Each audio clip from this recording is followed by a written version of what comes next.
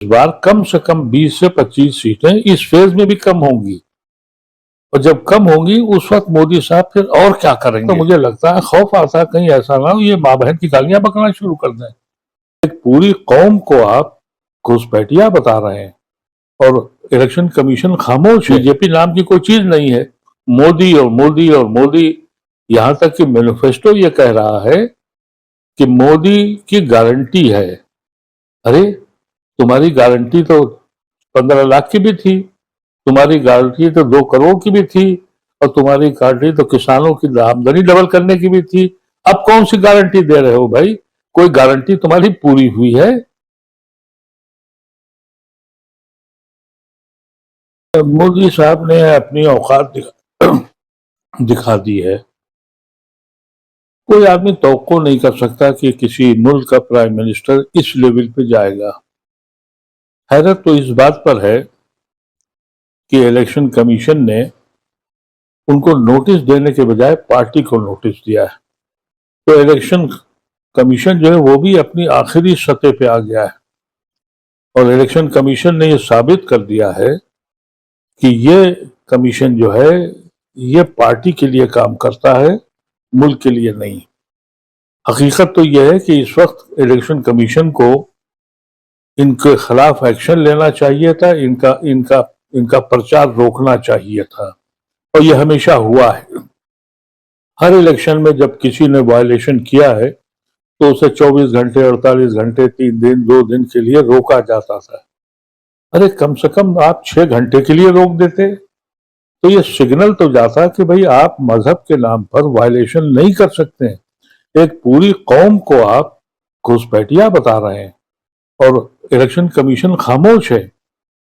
मैं तो हैरत ज़दा हूं। मैं तो समझता हूं कि सुप्रीम कोर्ट को भी सो मोटिव लेना चाहिए था, और इससे जो अंदाजा हो गया है कि मोदी साहब की सोच क्या है, वो किस हद तक नीचे जा सकते हैं, पूरी दुनिया में मजाक उड़ गया। और मैं तो बार बार ये बात कहता हूं कि बीजेपी वालों को क्या हुआ है।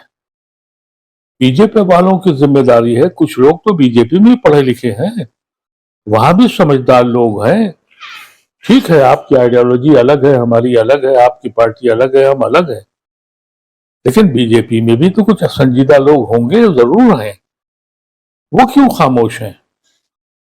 उनको चाहिए था कि इस संविधान को बचाएं, इस मुल्क को बचाएं, या बिल्कुल तय कर लिया है कि हम मुल्क चलने नहीं देंगे। और अगर यही रवैया रहा तो मुझे लगता है कि जिस तरीके से सेकेंड फेज आ रहा है, 28 सीटों पे इलेक्शन हो रहा है आज, और 59 सीटों पे अभी तक इनका कब्जा था, मुझे लगता है कि इसमें भी 20-25 सीटें ये कम हो रही हैं इनकी।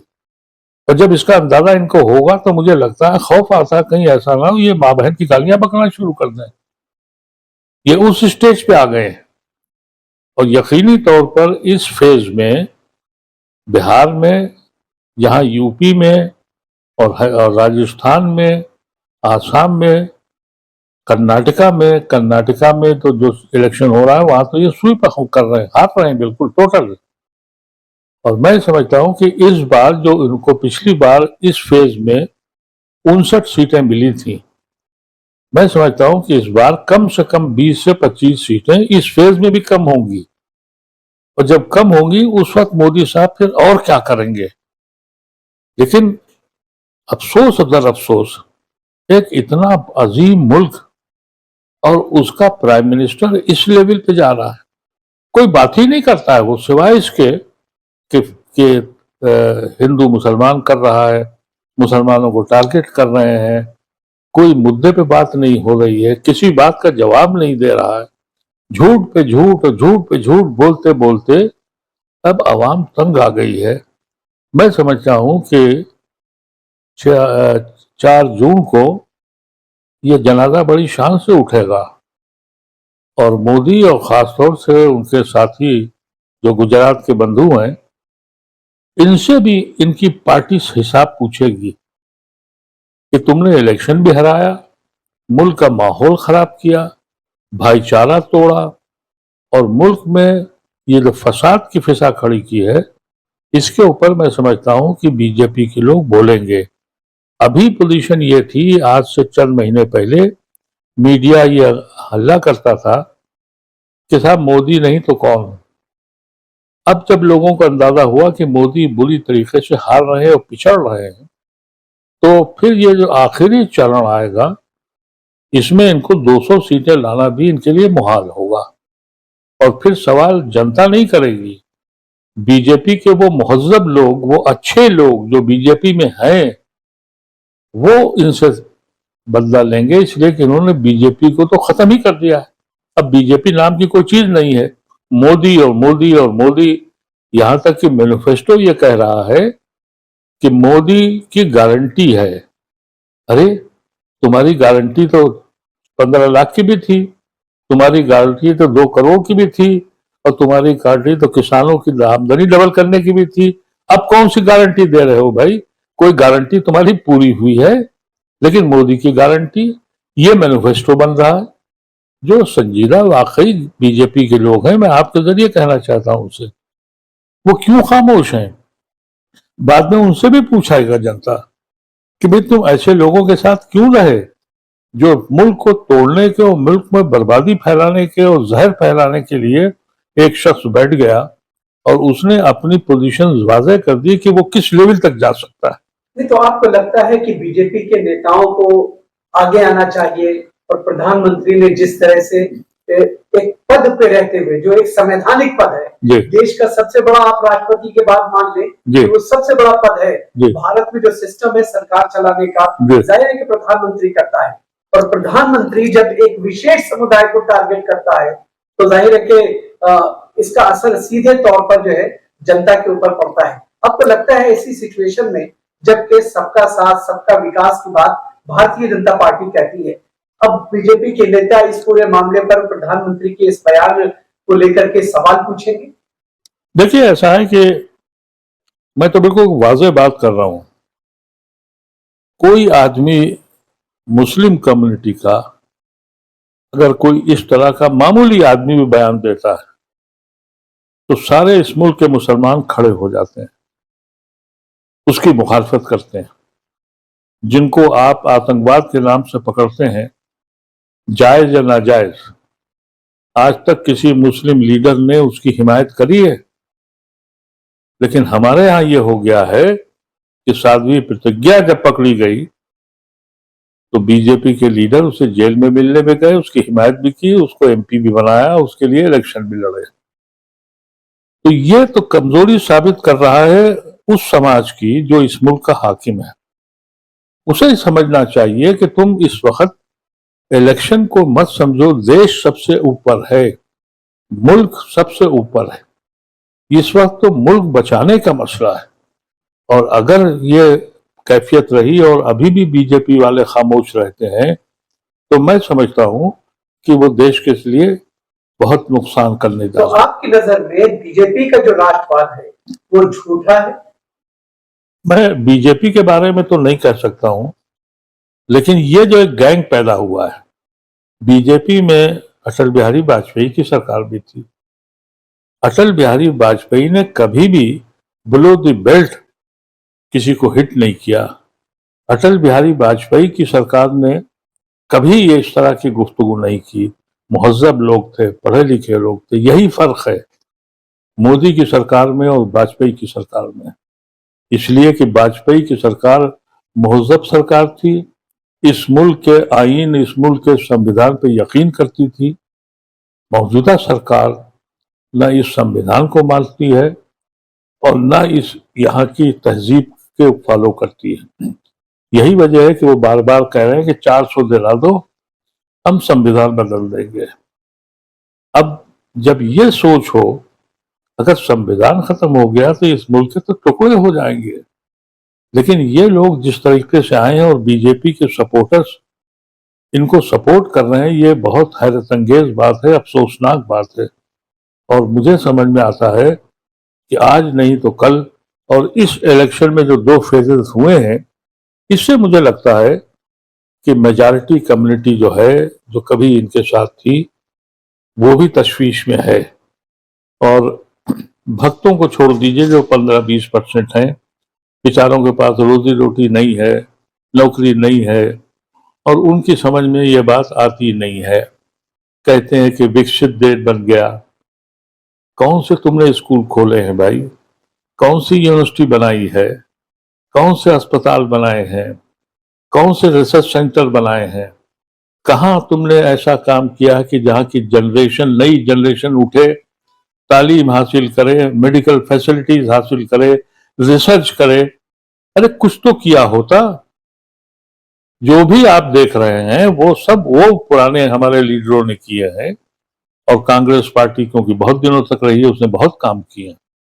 आज आप जो भी देख रहे हैं डेवलपमेंट, एजुकेशन से ताल्लुक हो, मेडिकल साइंसेस से ताल्लुक हो, रिसर्च से ताल्लुक हो, यहाँ तक कि हम आज चांद तक चले गए, तो मोदी साहब की वजह से थोड़ी चले गए। ये तो वो लोग हैं जिन्होंने इसकी बुनियाद रखी थी। मोदी ये ढिंडोरा पीटने के हमने कर दिया है। धीरे धीरे लोगों की समझ में आएगा, कहीं ऐसा ना हो कि इतनी देर हो जाए कि ये मुल्क नुकसान खत्म ही हो जाए। अच्छा, एक आखिरी सवाल आपसे जानना चाहेंगे कि सुप्रीम कोर्ट में वीवीपैट का 100% मिलान को लेकर के फैसला आ गया है। साफ तौर पर सुप्रीम कोर्ट ने जो अर्जियां दाखिल की गई थी उन तमाम अर्जियों को सिरे से खारिज कर दिया है। तो जो एक मिलान की बात कही जा रही थी और जिसपे एक तरह से कहा जा रहा था कि वीवीपैट के साथ जो है जो पर्चियां हैं उसको मिलाया जाएगा, वो पूरी तरह से खारिज कर दिया गया है। इस पूरे फैसले का चुनाव पे किस तरह का असर आप देख रहे हैं? देखिए, जब आवाम को एतबार न हो और आवाम को एतबार ईवीएम पे नहीं है, हम ये तवक्को करते थे कि कम से कम सुप्रीम कोर्ट ये करेगा कि 5% जो अभी मिलान होता है, कम से कम 50%, 55%, 60% मिलान की बात अगर कर ली जाती तो फिर अवाम में कॉन्फिडेंस डेवलप होता। मैं डिसअपॉइंट हुआ हूं इस जजमेंट से, क्योंकि ये बुनियादी बात है। हो सकता है कि ना हो रहा हो, इतना ना हो, कम हो, ज्यादा हो, लेकिन परसेप्शन तो ये डेवलप हो गया है कि ईवीएम में बेईमानी होती है। और ये हमने कई इलेक्शन में देखा कि जहां आखिरी वक्तों में इलेक्शन लड़ रहा होता है, यानी नेक टू नेक जहां फाइट होती है, जिसका इलेक्शन आखिरी वक्तों में डिक्लेयर होता है, वो 99% रूलिंग पार्टी के फेवर में जाता है। तो इसका मतलब यह है कि वहां मशीन कुछ काम करती है। ये एक बिल्कुल क्लियर बात है।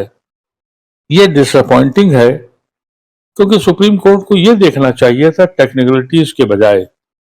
अब सुप्रीम कोर्ट ने तो ये भी नहीं देखा कि पॉलिटिकल पार्टीज के लोग जेल में हैं। अगर उनको आप बेल दे देते तो क्या फर्क पड़ता है, भाग रहे थे यहां से। आपने उनका हक छीन लिया अपनी पार्टी चलाने का। आपने उनको इस बात का मौका नहीं दिया कि वो अपनी पार्टी के नुमाइंदों की नुमाइंदगी कर सकें। और बेल के बारे में बार बार ये कहा जाता है कि बेल जो है वो आपका हक है।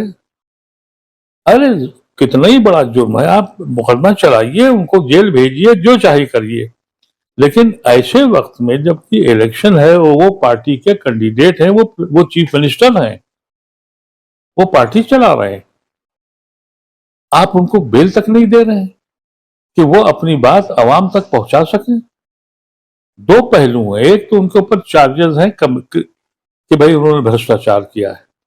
कोई नहीं कह रहा कि आप उनको बरी कर दीजिए, इंक्वायरी करिए, लेकिन बेल का हक तो उनको मिलना चाहिए था ना, वो भी नहीं मिल रहा है। ये वो सब चीजें हैं जो बहुत बहुत डिस्टर्बिंग है और वो किसी भी महज़ब मुल्क के लिए अफसोसनाक है। मैं समझता हूं कि सुप्रीम कोर्ट का आज का जो जजमेंट था उसे हमें डिसअपॉइंट हुए और हम इस बात से भी आज कहते हैं कि सुप्रीम कोर्ट को फिर से सोचना चाहिए, क्योंकि वो इलेक्शन चल रहा है। काउंटिंग तो 4 जून को होगी, इसमें क्या मुश्किल है? अभी तो 1.5 महीना बाकी है। 1.5 महीने के अंदर वो अगर इसकी बढ़ा देते, और खासतौर से उन लोगों को जिनको सब जानते हैं कि ईडी और आईबी और सीबीआई, ये जो ऑर्गेनाइजेशन, जो संस्थाएं हैं, ये इंटेंशनली कर रही हैं उनको इलेक्शन से रोकने के लिए। तो अगर यही रवैया रहा तो अफसोसनाक होगा। लेकिन मुझे ये लगता है कि 2 राउंड से कि इस मुल्क की जनता उठ गई है, वो जाग गई है। ये कुछ भी करें, ये इक़्तिदार में वापस आने वाले नहीं है, ये खुशाइन बात है। और हमें उम्मीद है कि जब ये रिजल्ट निकल आएगा तो शायद अदालत को भी एहसास होगा कि उसने गलती करी।